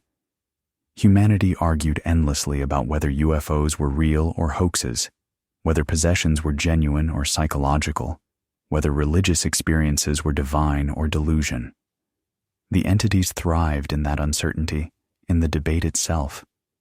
Both believers and skeptics generated consciousness focused on the mystery, both sides feeding the predators they couldn't see. The vision showed him one final image: Earth in the present day, the entities still swarming, still feeding. But their harvest was diminishing. Too many humans had stopped believing in anything beyond the material. Too many treated religion as cultural heritage rather than genuine faith. The entities were hungry, desperate for new sources of consciousness. And then the probe crashed in Nevada carrying a being with no natural defenses. An opportunity, a vector to spread beyond Earth, to find new worlds with new consciousness to harvest. Marcus's awareness slammed back into his body with such force that he fell to his knees, gasping, The cell solidified around him. The being slumped in its restraints, both consciousnesses exhausted by the transfer. "Now, they said in unison. "Now you've seen what no human was meant to see and survive. What will you do with this knowledge, Mikhail Bar Yosef? What will you do now that comfortable ignorance is no longer possible?" Marcus knelt on the cold floor of the containment cell, his hands trembling, sweat pouring down his face despite the frigid temperature. The vision had lasted seconds in real time, but felt like hours, like lifetimes. His mind struggled to contain what he'd witnessed, to reconcile 2,000 years of faith with the cosmic horror he'd just experienced. The being watched him with those bottomless black eyes, and Marcus could see the life draining from it. The gray skin had taken on an ashen quality, like paper about to crumble. Dark fluid leaked from its nose, its ears, the corners of its eyes. Whatever strange biology animated it was failing, consumed from within by the entity that wore it like a borrowed coat. "You have perhaps 2 hours," the being's own voice said, barely a whisper now. "Maybe less. I can feel it eating through what remains of me. Every moment, more of my consciousness disappears into it. Soon there will be nothing left but the entity, wearing my body like a puppet. Then the containment will hold it," Marcus said, trying to find solid ground in the chaos of his thoughts. "They'll keep it locked here. Study it. Find a way to destroy it." The ancient voice laughed, wet and gurgling. "Foolish priest. This body is dying, yes, but we are not the body. We exist in the spaces between. When this flesh fails completely, we will simply move to another host. The guards outside, the scientists watching, the colonel with his radio. We'll pick whoever gets close enough when this meat stops functioning. And this time, we'll be more careful, more subtle. We'll wear a human face and walk out of this facility, and your species will never know we're among them until it's far too late. Unless," the being's voice cut in desperately, "unless you kill me before that happens, before it consumes the last of me, while it's still trapped in this flesh. My body is not like yours, priest. We don't die easily from your world's methods. But we can die. We can be ended. And if you do it now, while the entity is still bound to my dying consciousness, it dies too. It gets pulled down into oblivion with me." Marcus stood on shaking legs, gripping his crucifix so hard the wood cut into his palm. "I can't. I'm a priest. I took vows. Thou shalt not kill. It's not just church law, it's divine commandment. I can't take a life, any life, even to save others." "Even to save your entire species?" the being asked. "I showed you what they are, what they do. This entity wants to escape. It wants to signal others of its kind. If it gets free, if it brings more of them into physical bodies that can survive your world, the harvest won't be subtle anymore. They'll stop pretending to be gods and angels. They'll simply take. Humanity will become cattle in truth, not just in practice." The ancient voice surged stronger, animated by rage. "The gray one exaggerates. We don't want to destroy your species. We've cultivated you for millennia. You're too valuable to waste. But we do want to reclaim control. You've been slipping away from us, priest. Too many of your kind no longer believe. Too many worship screens instead of altars, science instead of scripture. You're becoming useless to us. We need to remind you what faith means, what fear means, what it means to encounter the truly divine. By possessing people, by feeding on consciousness, by masquerading as God."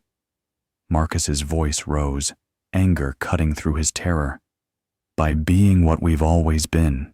We gave your ancestors meaning when they were just clever apes wondering why they had to die.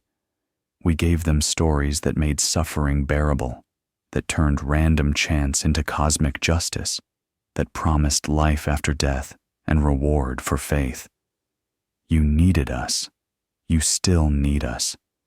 Without us whispering in your prophets' ears, you're just animals waiting to go extinct. We gave you religion, and religion gave you civilization. You owe your entire existence to us. And you fed on us every step of the way, Marcus said. Parasites pretending to be saviors. Symbiotes, the entity roared, and the lights flickered with the force of its rage. We took nothing you wouldn't have wasted anyway. Human consciousness flickers and dies in 70 years, 80 if you're lucky. We gave you the illusion of eternity in exchange for a tiny portion of your awareness. We made the bargain generous. We made you grateful for it.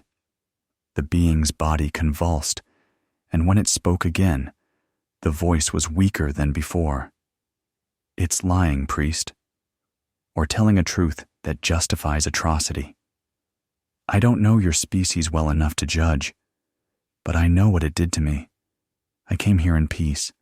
I came to observe and learn, and it violated me, invaded me, used me. Whatever it claims about symbiosis, it didn't ask my permission. It didn't offer me a choice. It just took. Marcus looked at the being, at this visitor from another world who'd come here with curiosity and found only horror. How many others were out there?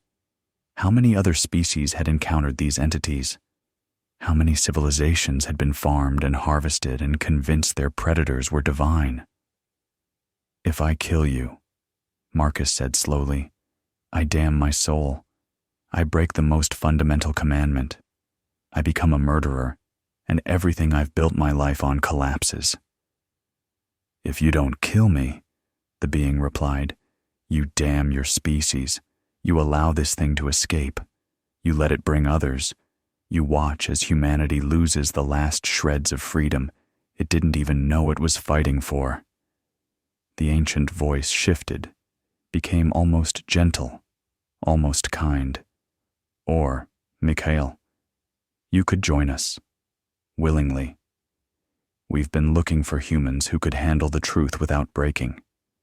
You've seen what we are, and you're still conscious, still functional. That's remarkable. Unprecedented, actually. We could use someone like you. Someone who understands both sides. We could show you how to truly help your species, not with empty prayers, but with real power. We could teach you to guide them, to shepherd them, to make the harvest more efficient and less traumatic. You could be a prophet, Mikhail, a real one, speaking truth instead of the comfortable lies your church peddles. Don't listen to it, the being gasped. That's how they've always worked. They find the strong ones, the smart ones, the ones who could resist, and they offer power. They offer knowledge. They offer everything except freedom. Every prophet who thought they spoke for God was just another human convinced they were special, chosen, elevated above their species, and every one of them became a better tool for the harvest. Through the observation window, Marcus could see Colonel Reeves on his radio, face grim. Dr. Chen stood with her hand pressed to the glass, tears streaming down her face. They couldn't hear what was being said in the cell, but they could see Marcus standing frozen, could see the being dying in its restraints. How long before they intervened?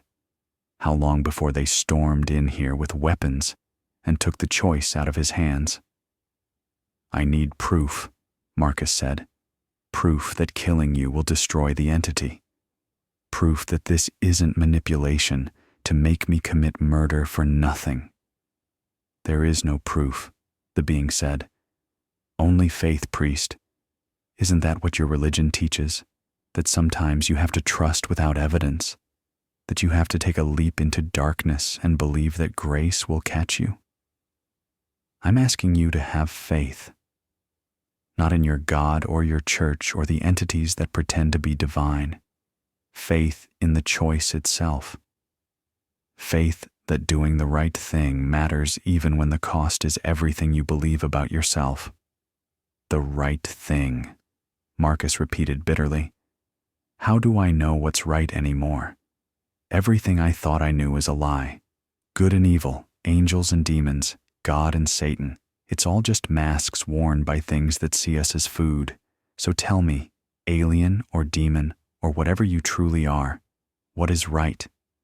What does that word even mean in a universe like this? The being smiled, and the expression was so human, so full of sad understanding, that Marcus felt his heart break. Right is what you choose when you know the truth and act anyway. Right is what you do when comfortable lies would be easier, but you choose the painful truth instead. Right is looking at a universe that doesn't care, that has no cosmic justice, that is full of predators pretending to be protectors, and deciding to care anyway, to protect anyway, to fight for consciousness and choice and freedom anyway, not because God commanded it, but because it matters, because we matter, because every species that can ask what is right deserves the chance to answer that question for themselves. The ancient voice spoke one final time, and Marcus heard fear in it now. Real, genuine fear. Kill this body, and you kill us both, priest. We will cease. We will end. And you'll never know if we were telling truth or lies. You'll never know if you saved humanity or murdered an innocent visitor. You'll live with that uncertainty until your consciousness flickers out. Is that really what you want? That burden? Marcus looked at his crucifix, at the wood worn smooth by decades of prayer. He thought about Jesus in Gethsemane asking for the cup to be taken from him. The entities had been there. He knew that now. They'd fed on that prayer, on that suffering, on the consciousness of a man facing the worst choice of his life. But the choice had still been real. The suffering had still been real. The love had still been real. Marcus made his decision. Marcus dropped to his knees and placed his hands on the cold floor, abandoning the ritual book, the prescribed Latin prayers, the 2,000 years of carefully constructed liturgy. If everything he'd been taught was built on lies, then the power couldn't come from the church. It had to come from something deeper, something the entities couldn't fake or manipulate or feed upon. I don't know what you are, Marcus said, his voice steady despite the terror coursing through him. I don't know if there's a God listening. I don't know if the divine is real or if it's just another mask these things wear to control us. But I know that consciousness matters. I know that choice matters. I know that this being came here in peace and was violated. And I know that I will not let this entity escape to do the same to others. He looked up at the dying being and its restraints, meeting those black eyes that held two awareness struggling for dominance. I'm sorry. I'm sorry this is the only way. I'm sorry you came to our world and found only horror. But I will not let your death be meaningless. Marcus stood and placed his hand on the being's chest, feeling the too rapid heartbeat, the strange warmth of alien biology failing. He closed his eyes and reached not for the prayers he'd memorized, not for the authority of the church, but for something raw and primal that existed before humans built temples, before predators learned to wear divine faces. Pure intention, pure will, the fundamental human capacity to say no to the darkness, whatever form it took. By the light of consciousness itself, Marcus said, inventing prayer in real time, by the choice to love in a loveless universe, by the decision to matter when nothing tells us we should, I cast you out, not by Christ's authority or the church's power, but by the simple refusal to let you exist here any longer. You are not wanted. You are not welcome. You are ended. The temperature in the cell plummeted to Arctic levels. Marcus's breath came out in clouds of ice crystals. The lights blazed so bright they should have shattered, then dimmed to almost nothing. The electromagnetic containment field screamed at frequencies that made his ears bleed. The being's body arched in its restraints, metal groaning as impossible strength surged through dying flesh. The mouth opened wider than physics should allow, and what emerged was a sound that existed in dimensions Marcus's ears couldn't properly process. Layers of voices, hundreds of them, thousands, all speaking at once in rage and terror and desperate hunger. And then Marcus saw it. The entity separated from the being's body, became almost visible in the space between one moment and the next. His mind tried to give it shape and failed. It was writhing shadows and geometric impossibilities. It was the space inside nightmares where logic didn't function. It was hunger given form, ancient and vast and utterly inhuman. It lunged toward Marcus, trying to enter him, to possess him as it had possessed the dying alien. But Marcus held his ground, held his intention like a shield. Every doubt he'd ever felt about his faith, every moment of anger at unanswered prayers, every time he'd looked at human suffering and wondered where God was, all of it became fuel for his refusal. "No," Marcus said simply. "You don't get to have me. You don't get to have anyone else. You end here. Now." The entity recoiled, and for the first time Marcus heard genuine fear in its multi-layered voice. "You don't understand what you're doing. We had a treaty, an arrangement. Your leaders know about us. They agreed. They've been agreeing for centuries." Marcus pushed harder, pouring every ounce of will into expelling this thing from reality itself. "Tell me." 1954, the entity screamed, its form flickering between visible and not. "President Eisenhower, Edwards Air Force Base. We came to them openly, offered them technology in exchange for access. They agreed. We gave them transistors, integrated circuits, fiber optics, stealth technology. Everything that built your modern world came from us, and in return, they let us feed.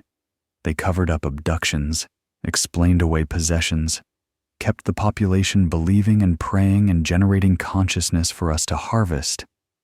"You're lying," Marcus said, but something in his gut told him it was truth. "The Vatican knows," the entity continued, desperate now. "The Pope knows. Every major religious institution knows. We've been working with them for generations. They keep the faithful praying, keep the rituals going, keep the harvest flowing. And we give them power, influence, the ability to maintain control. It's a symbiosis. It benefits everyone.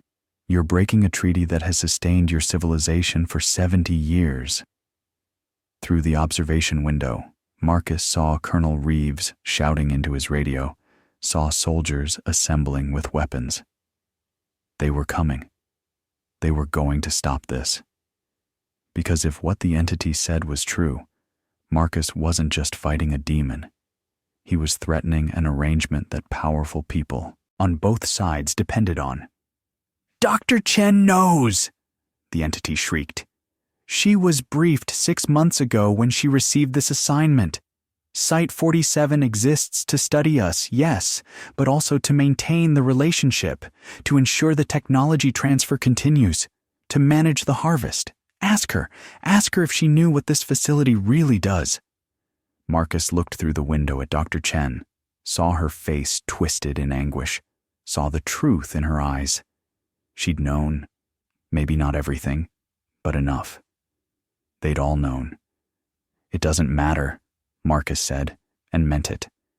"Even if there's a treaty, even if governments and churches agreed to sell out humanity's freedom, even if I'm the only one who refuses, this ends. You end." He pressed both hands against the being's chest now, feeling the alien heart fluttering beneath his palms. "I'm sorry," he whispered to the consciousness trapped inside. "I'm sorry for what was done to you. I'm sorry for what I'm about to do. But thank you. Thank you for showing me the truth. Thank you for choosing to resist, even though resistance meant death. Your species values observation and curiosity and peace. Those are better gods than the ones we've been worshiping." The being's own voice, barely audible under the entity's screaming, whispered back, "Thank you for caring. Thank you for choosing. Tell them. Tell everyone. Don't let this be for nothing." Marcus squeezed his eyes shut and pushed with everything he had. Not physical force, but something else. The fundamental rejection of the entity's right to exist in this space, this reality, this moment. The choice to matter in a universe designed to make individuals meaningless. "By consciousness itself," Marcus said, his voice rising over the entity's screams. "By choice and will, and the refusal to be harvested. By love that exists despite futility.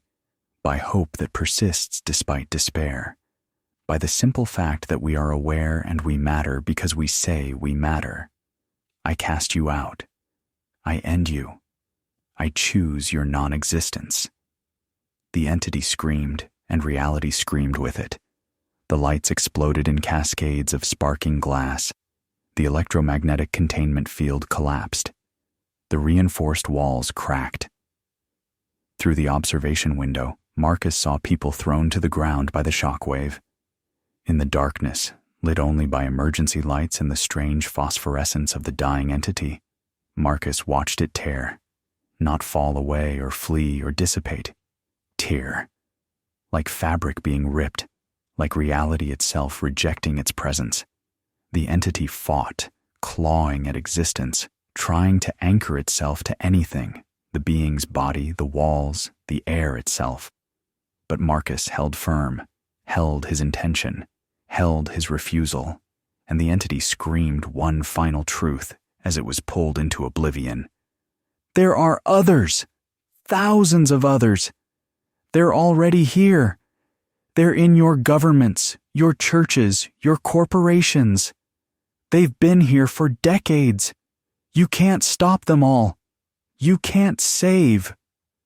The voice cut off mid-word.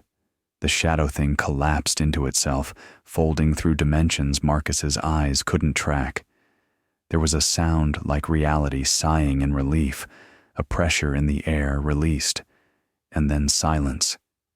The being slumped in its restraints, truly dead now. Marcus felt for a pulse and found nothing.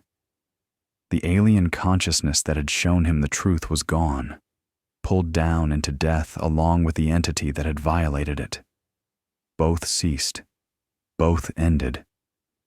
Marcus staggered backward, his hands shaking, his entire body trembling with the effort of what he'd just done.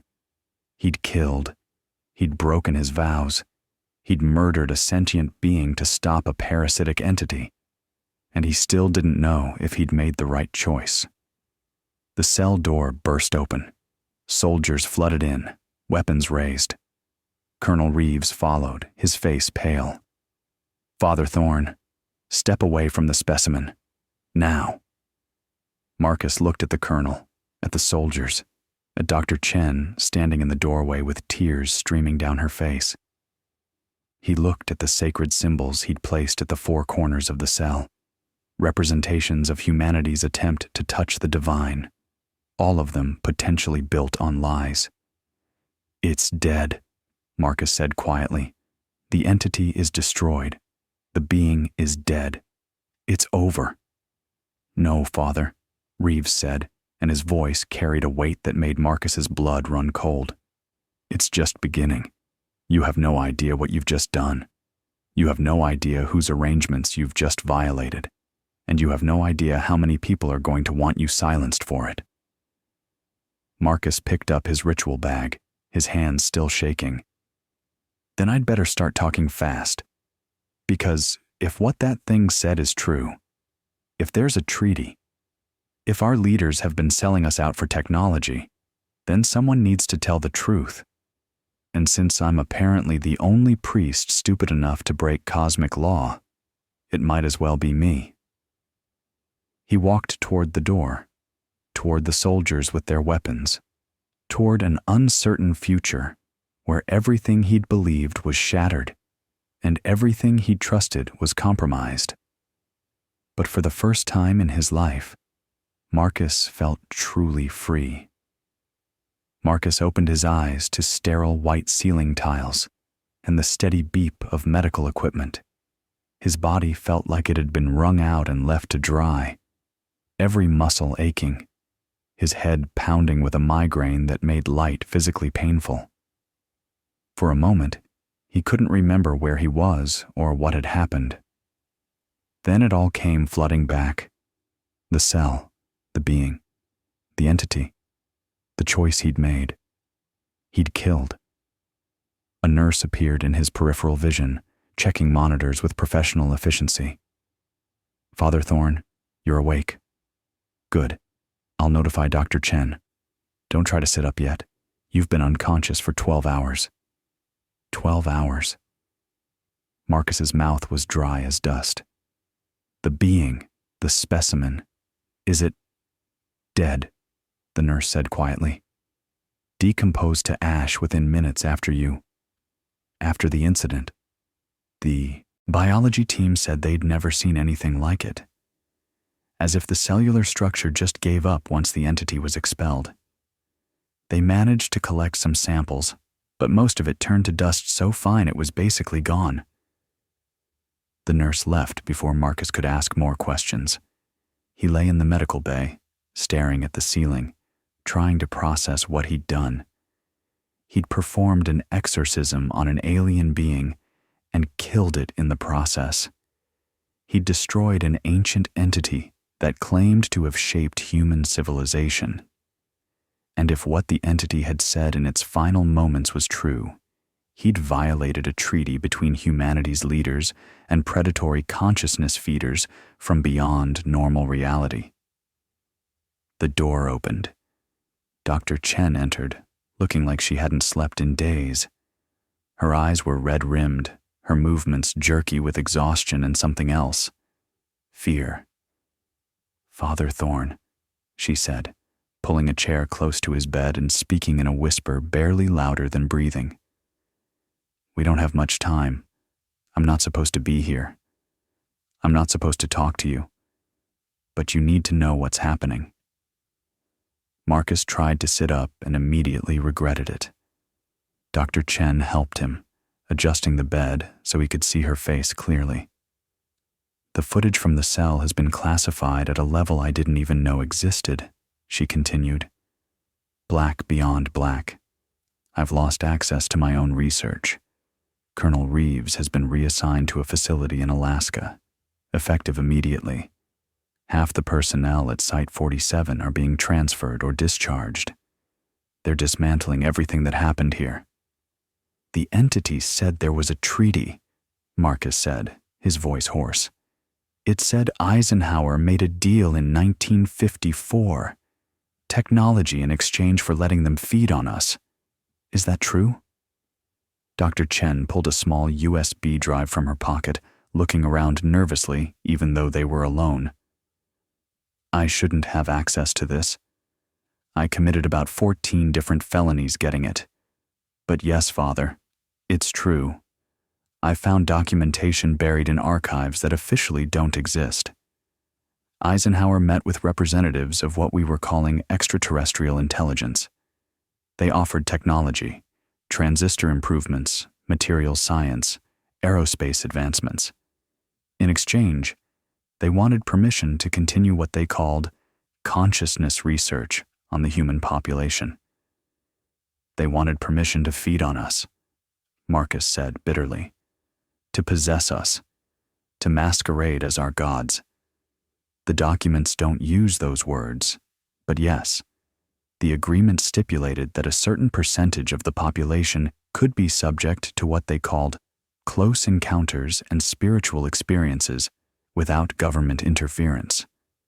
In exchange, We received technology that advanced our civilization by decades, maybe centuries. Every president since has renewed the treaty. Every major government knows. The Vatican was briefed in 1963. The UN Security Council has a classified subcommittee that manages the relationship. Marcus felt sick. So when I destroyed that entity, when I refused to let it escape, you violated an international treaty that has been in place for 70 years. You attacked what is technically a protected entity under agreements signed by every major world power. Father, people are calling for your arrest. Others are calling for worse. You've made enemies in places you didn't know existed. She pressed the USB drive into his hand, folding his fingers around it. This contains everything I could find. Documentation of the treaty, lists of technology transfers, reports of consciousness harvesting operations, estimated numbers of how many humans are affected annually, evidence of cover-ups, of religious institutions cooperating with the entities, of governments suppressing research that got too close to the truth. It's enough to blow open the biggest conspiracy in human history. Why are you giving this to me? Marcus asked. You could be killed for this. Because you were right, Dr. Chen said, tears streaming down her face. In that cell, when you chose to fight, even though it cost you everything you believed in. You were right. I've been part of this facility for 3 years, Father. 3 years of studying beings that shouldn't exist, of documenting phenomena that science can't explain. And I told myself it was necessary, that the technology we gained was worth the price, that the entities weren't really hurting anyone, just feeding on something we couldn't measure anyway. She wiped her eyes roughly. But watching that being die, watching it show you the truth and then beg you to end its suffering rather than let the entity escape, that was the bravest thing I've ever seen. From both of you. And I can't keep lying to myself about what we're doing here, about what humanity has agreed to. What happens now? Marcus asked. In about 6 hours, you'll be officially released from medical observation. Military transport will return you to your church in Barstow. You'll be required to sign non-disclosure agreements under the Espionage Act. If you speak about anything that happened here, you'll be arrested and likely disappeared into a black site prison for the rest of your life. They'll be watching you, Father. Always watching. Waiting for you to break silence. And if I do break silence? If I release what's on this drive? Dr. Chen stood, preparing to leave. Then you'll be lucky if prison is all they do. The entities have influence, Father. Through the treaty, they've been granted certain protections. People who threaten the arrangement have a tendency to have accidents. Heart attacks, car crashes, sudden mental breakdowns that lead to institutionalization or suicide. The entities can't directly harm humans under the treaty terms, but they can influence the humans who benefit from the arrangement to do their dirty work for them. She paused at the door. I'm leaving the country, tonight. I have family in Taiwan who don't ask questions. I suggest you consider doing the same. Forget what you learned. Go back to being a parish priest. Live your life. It's not worth dying for a truth that nobody wants to hear. Do you believe that? Marcus asked. Dr. Chen was quiet for a long moment.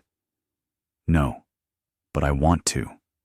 I want to believe that ignorance is better than martyrdom. I want to believe that some truths are better left buried. But I saw what you did in that cell, Father. I saw you choose the hard truth over the comfortable lie. And now I can't unsee it.